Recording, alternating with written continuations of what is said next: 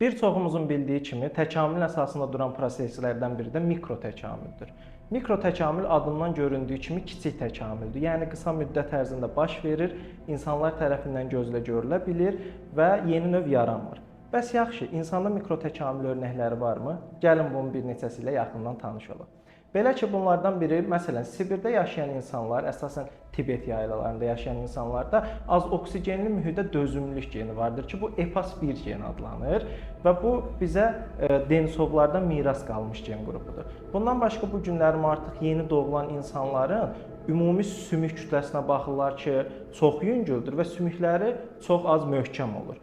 Bundan başqa ən məşhur örnək verə bilərik. Biz bu günlərim ağıl dişləri, əsasən də üçüncü azı dişləri artıq insanlarda inkişaf etmir və çənələr kiçilmişdir.